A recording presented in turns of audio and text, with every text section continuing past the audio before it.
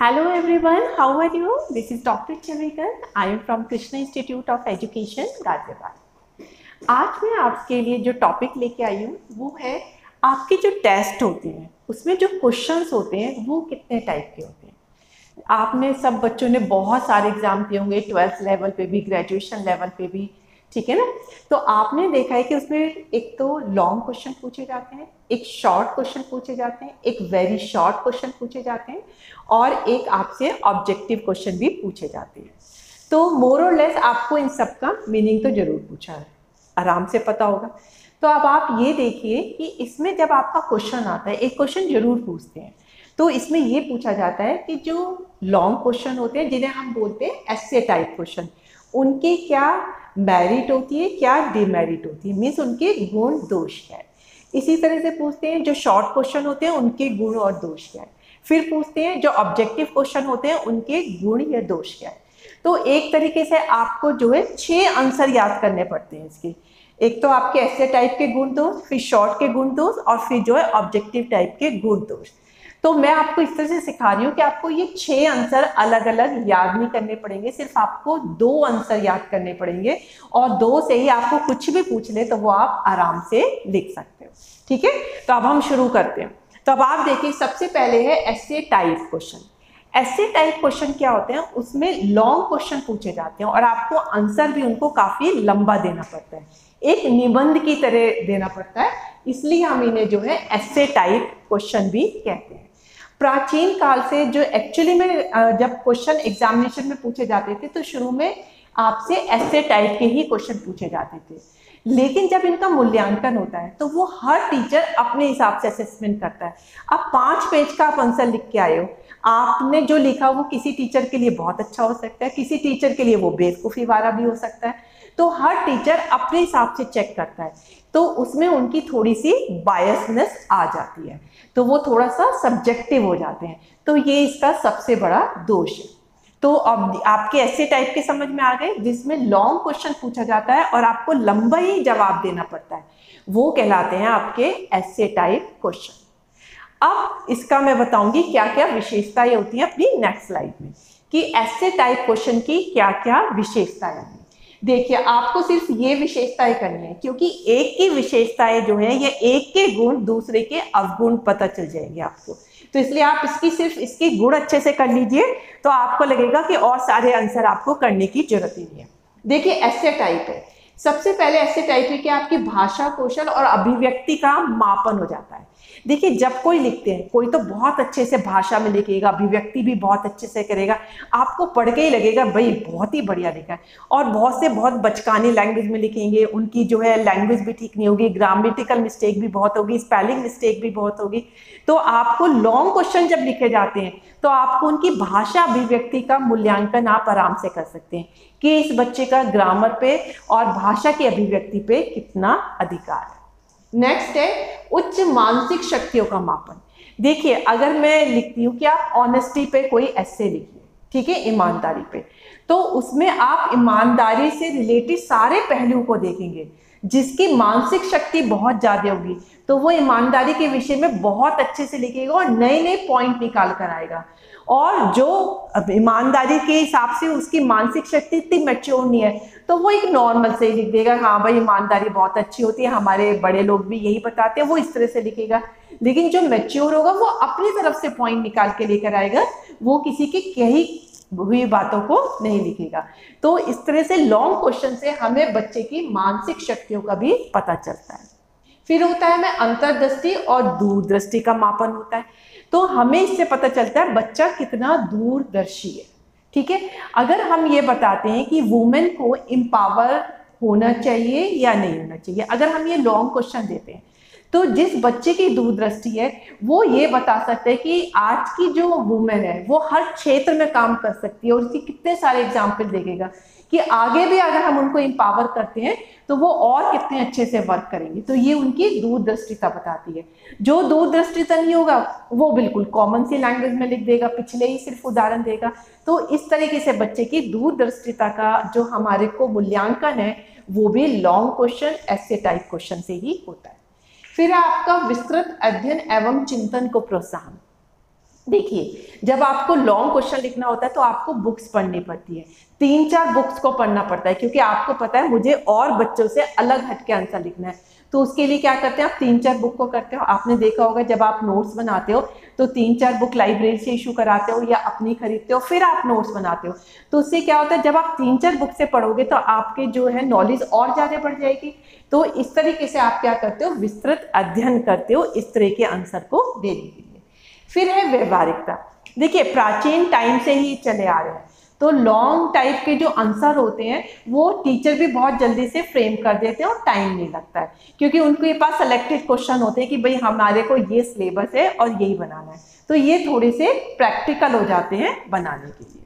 फिर है व्यक्तिगत का मापन। इससे क्या होता है, आपकी व्यक्तिगत जो पर्सनैलिटी होती है, क्योंकि जब आप लॉन्ग क्वेश्चन होते हैं तो आप पूरी तरह से फ्री होते हो कि आपको आंसर को किस तरीके से देना है, कैसे उसका प्रेजेंट करना है, कब आपको गुण लिखने हैं, कब दोष लिखने हैं, कब उसको उपसंहार लिखना है, कब इंट्रोडक्शन देना है। तो आप पूरी तरह से फ्री होते हो और हर पॉइंट में आपको क्या क्या चीजें कवर करनी है। तो इससे आपकी पर्सनैलिटी का भी मूल्यांकन होता है कि आपको कितने कॉन्फिडेंस और कितने अच्छे से चीजों को प्रेजेंट करना आप जानते हैं। लास्ट है आपकी ज्ञान, रुचि एवं अभिवृत्ति का मापन।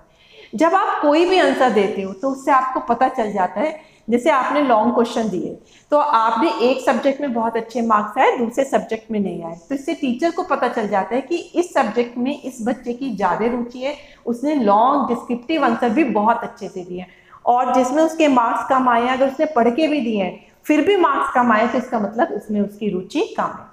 तो अगर आप ऐसे टाइप क्वेश्चन होते हैं तो इनसे आपको ये गुण पता चलते हैं कि भाषा कौशल पता चलती है, आपकी मेंटल पावर पता चलती है, आपकी दूरदृष्टि पता चलती है, आप बहुत ज़्यादा स्टडी करते हैं, एक ये प्रैक्टिकल तो होते ही है, और आपकी पर्सनैलिटी का भी मापन होता है और आपकी रुचि और ज्ञान के बारे में भी पता चलता है। तो ये थे आपके ऐसे टाइप क्वेश्चन के गुण। अब हम नेक्स्ट आएंगे इसमें शॉर्ट क्वेश्चन किसे कहते हैं। देखिए, शॉर्ट क्वेश्चन क्या होते हैं आपके, इसमें सबसे पहले आपके शॉर्ट क्वेश्चन में भी 2 तरह के आते हैं, एक लघु उत्तरीय आते हैं और एक वेरी शॉर्ट आते हैं। तो सबसे पहले हम पढ़ेंगे लघु उत्तरीय। देखिए, लघु उत्तरीय में क्या होता है, ये छोटे आंसर लिखने होते हैं, निबंधात्मक जो प्रश्न होते हैं उनके आंसर बहुत लंबे होते हैं, 4-5 पेज के, और जो आपके लघु उत्तरीय होते हैं उसमें ज़्यादा से ज़्यादा आधे पेज के आंसर लिखने होते हैं। तो ये निबंधात्मक प्रश्न की तुलना में इनका आंसर थोड़ा छोटा होता है, इसीलिए हम इन्हें बोलते हैं लघु उत्तरीय परीक्षण। अब आपने ये तो बता दिया, जिनको आप छोटा लिखते हो, आधे पेज तक लिखते हो या 1 पेज तक लिखते हो, वो कहलाते हैं लघु उत्तरीय। अब इनके एग्जाम्पल क्या हो सकते हैं, आपसे पूछा गया साहित्य की गद्य और पद्य विधा में क्या अंतर है। तो जो पोइट्री की फॉर्म में होती है उसे पद्य कहते हैं, और जो आपकी कहानी की फॉर्म में होती है उसे आप गद्य बोलते हैं। तो इसका आंसर आप ज़्यादा से ज़्यादा आधे पेज में या 1 पेज में लिख सकते हो। तो ये हुआ आपका लघु उत्तरीय। फिर नाटक के मुख्य तत्व क्या होते हैं, ये भी आपसे एक छोटा ही माना जाएगा। तो ये होता है लघु उत्तरीय, क्योंकि इसको आप बहुत लंबा नहीं कर सकते। तो आप जब इसका एग्जाम्पल लिखेंगे, आप अपने मन से कितने भी सारे इसमें जो है एग्जाम्पल लिख सकते हैं।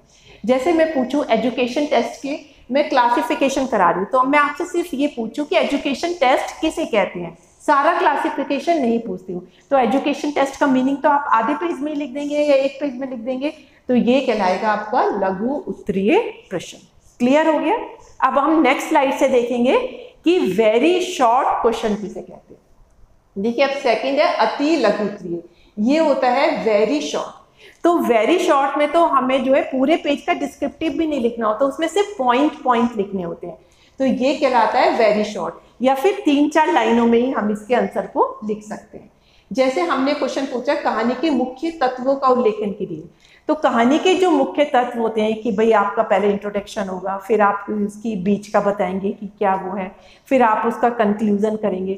तो इसमें क्या है, आपको सिर्फ उनके नाम बताने हैं, तो ये कहलाया वेरी शॉर्ट। या छायावादी कविता की मुख्य विशेषताएं, तो आपने 4-5 विशेषताओं के सिर्फ नाम लिख दिया, आपने उनको डिटेल में नहीं लिख रहे हो, तो ये कहलाएगा आपका वेरी शॉर्ट। तो वेरी शॉर्ट में पता चल गया आपको सिर्फ 2-3 लाइनों में बताना है और उससे ज्यादा आपको कुछ भी नहीं बताना है। जैसे आपसे पूछ सकते हैं कि अब तक भारत के जितने भी प्रधानमंत्री हो उनका नाम लिखिए, शुरू के 4 प्रधानमंत्री का। तो सिर्फ आपको 4 प्रधानमंत्री का नाम लिखना है, तो ये कहलाएगा अति लघु उत्तरीय क्वेश्चन। अब हम जो है इसकी नेक्स्ट स्लाइड से बताएंगे कि वस्तुनिष्ठ क्वेश्चन कौन कौन से होते हैं। नेक्स्ट स्लाइड में अब देखिए आपका आएगा वस्तुनिष्ठ परीक्षण। तो वस्तुनिष्ठ क्या होते हैं, ये आजकल के जो टेस्ट लिए जा रहे हैं उसमें ये जो है इनका नई तरीके से हमने इन्वेंशन किया है वस्तुनिष्ठ का। क्योंकि पहले के जमाने में तो सिर्फ क्या पूछे जाते थे आपसे, निबंधात्मक प्रश्न पूछे जाते थे या लघु उत्तरीय। वस्तुनिष्ठ परीक्षण लेने का सबसे अच्छा तरीका है, वस्तुनिष्ठ में क्या होते हैं, हमारे जो आंसर होते हैं स्टैंडर्ड होते हैं, फिक्स होते हैं। जब आप लॉन्ग क्वेश्चन लिखते हो तो किसी को तो एग्जामिनर को आपका लिखा हुआ पसंद आता है, किसी को कम पसंद आता है, तो आपके मार्क्स भी उसी हिसाब से मिलते हैं। लेकिन वस्तुनिष्ठ में क्या होता है कि इसमें बिल्कुल स्टैंडर्ड आंसर होते हैं, कोई भी एग्जामिनर चेक कर रहे हैं तो उसमें कोई बायसनेस नहीं होती, जो आंसर आपने लिखा है तो ठीक होगा, नहीं है तो वो गलत ही होगा।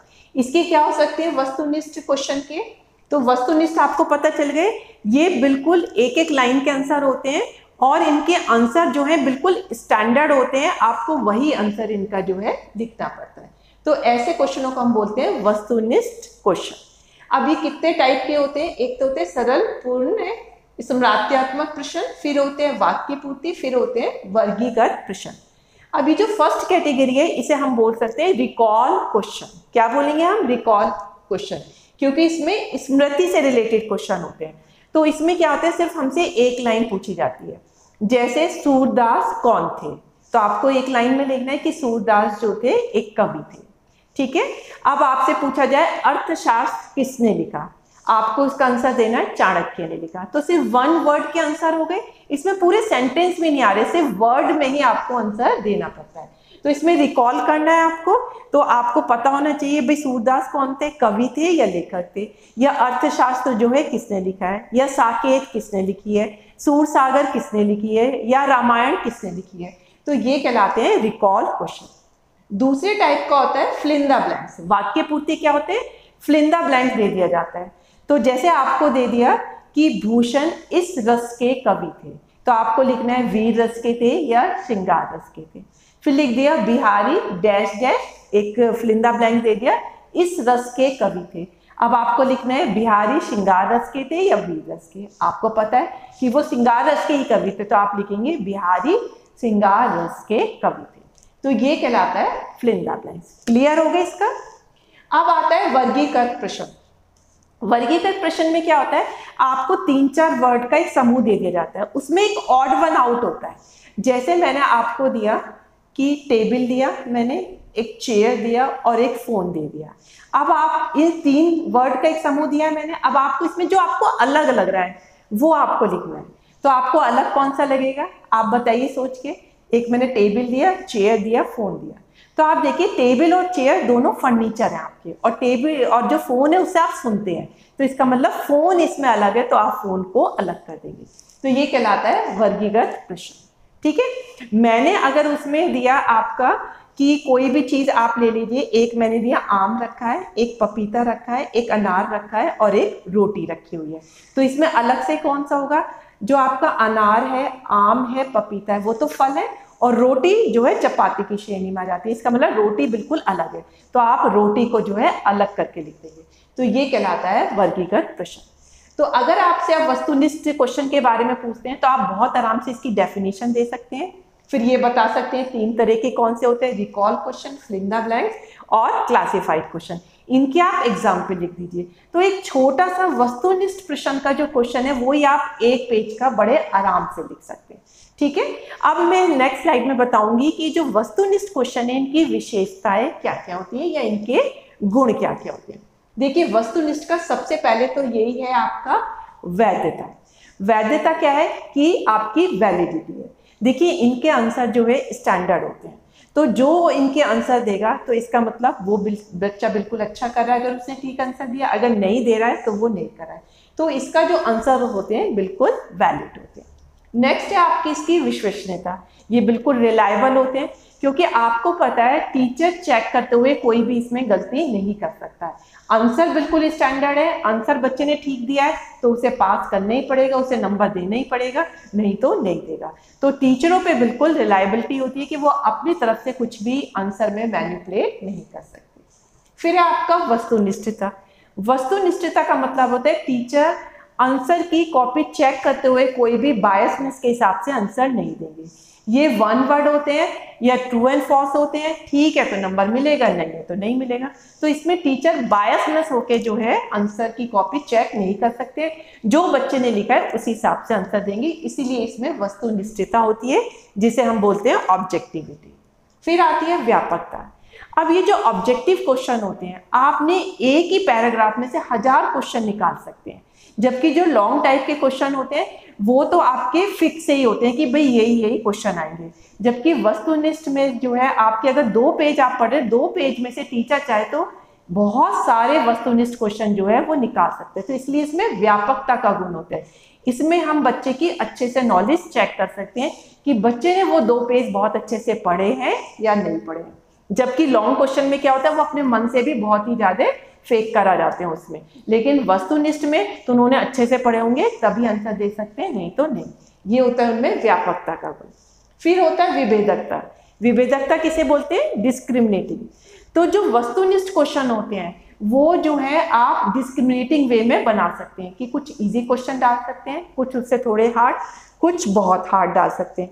तो इस तरीके से आप बच्चों का टेस्ट कर सकते हो। लेकिन ऐसे टाइम में आप डिस्क्रिमिनेटिंग क्वेश्चन नहीं डाल सकते। आपको तो पता है भाई लॉन्ग क्वेश्चन जो है एक चैप्टर में से 3 या 4 ही बन सकते हैं और आपको वही उनमें से देना पड़ेगा। तो इसलिए ऑब्जेक्टिव टाइप क्वेश्चन में डिस्क्रिमिनेटिंग क्वेश्चन आराम से आ जाते हैं। फिर लास्ट है आपका व्यवहारिकता। व्यवहारिकता का मतलब है प्रैक्टिकल। एक्चुअली अगर आपको बच्चे का मूल्यांकन अच्छी तरीके से करना है, आपको देखना है बच्चे ने कंसेप्चुअल नॉलेज करी है या नहीं करी है, तो ऑब्जेक्टिव टाइप क्वेश्चन जो है सबसे अच्छे होते हैं, क्योंकि एक चैप्टर में से ही आप 100 तरह के क्वेश्चन निकाल सकते हो। अगर आप 2 टीचर को बनाए कहेंगे कि एक चैप्टर में से बना दिए तो दोनों अलग अलग ही क्वेश्चन बनाएंगे। तो ये ज्यादा प्रैक्टिकल होते हैं, क्योंकि इसकी वजह से आप बच्चों का मूल्यांकन बहुत अच्छी तरीके से कर सकते हो। तो इससे हमने पढ़ा वस्तुनिष्ठ क्वेश्चन के जो है गुण क्या क्या होते हैं। तो इस लेक्चर में आपने देखा ऐसे टाइप क्वेश्चन बताए मैंने आपको, लघु उत्तरीय बताए और वस्तुनिष्ठ बताए। अब मैंने गुण सिर्फ 2 के बताए हैं। एक तो किसके बताए हैं? लॉन्ग क्वेश्चन के, ऐसे टाइप क्वेश्चन के, और एक वस्तुनिष्ठ के। तो अगर आपसे पूछा जाता है ऐसे टाइप के गुण और दोष बताइए, तो गुण तो मैं बता चुकी हूँ। अब दोष क्या हो जाएंगे? जो वस्तुनिष्ठ के गुण है वो उसके दोष हो जाएंगे। ठीक है, तो आपने ये गुण याद कर रखे हैं तो वो उसके दोष में लिखाइएगा। लैंग्वेज अलग कराइए, वैध नहीं होते हैं, विश्वसनीयता का अभाव होता है, वस्तुनिष्ठता नहीं होती है, व्यापकता नहीं होती है, विभेदकता नहीं होती है, कम व्यवहारिक होते हैं। तो देखिए आपको ये याद तो है क्योंकि आपने वस्तुनिष्ठ में किया, तो यही आप किस में लिख के आ जाएंगे? ऐसे टाइप में। तो आपका इसको करके जो ऐसे टाइप के वो दोष भी आ गए। अब आपसे पूछा गया वस्तुनिष्ठ के गुण और दोष बताइए। अब मैंने वस्तुनिष्ठ के गुण तो बता दिए लेकिन इसके दोष तो बताए नहीं। क्या आपको अलग से याद करने पड़ेंगे? बिल्कुल जरूरत नहीं है। तो मैंने जो ऐसे टाइप के आपके गुण बताए थे उन्हीं गुण को उल्टा लिख देंगे तो वो किसके हो जाएंगे? वस्तुनिष्ठ के गुण हो जाएंगे, वस्तुनिष्ठ के दोष हो जाएंगे। तो एक तरीके से आपने दोनों के गुण करके, तो एक वस्तुनिष्ठ के गुण ऐसे टाइप के दोष हो जाएंगे और जो ऐसे टाइप के गुण है वो वस्तुनिष्ठ के गुण हो जाएंगे। अब आपका बीच में आता है लघु उत्तरीय। अब उसमें क्या लिखेंगे? देखिए लघु उत्तरीय किससे मिलता जुलता है? ये मिलता है आपका वस्तुनिष्ठ से। तो जो वस्तुनिष्ठ के गुण और दोष है वही आप थोड़ा सा चेंज करके उसे लघु उत्तरीय के गुण और दोष में भी लिख सकते हैं। तो अब आपको देख लिया, आपको 6 अलग अलग टीचर्स जो है याद कराती है, लेकिन आपको 6 क्वेश्चन की करने की जरूरत नहीं है। सिर्फ आपने 2 क्वेश्चन लर्न किए और उसी के बेसिस पे आप हर एक के गुण दोष कर सकते हैं। तो आपको ऐसे टाइप का मीनिंग भी दे सकते हैं, उसके एग्जाम्पल दीजिए कैसे क्वेश्चन होते हैं, गुण दोष बहुत आराम से लिख देंगे। अब आप लघु उत्तरीय का मीनिंग दे सकते हैं आप और उनके एग्जाम्पल भी दे सकते हैं। इसी तरह से वस्तुनिष्ठ क्वेश्चन के भी आप मीनिंग में एग्जाम्पल दीजिए किस तरह के होते हैं और फिर इनके गुण दोष बताइए। तो आप इसे 4 पेज में, 5 पेज में जितना चाहे उतना लिख सकते हैं, वो भी बिना पढ़ाई के। आप सिर्फ मेरा लेक्चर सुन के ही इन्हें आराम से कर सकते हैं।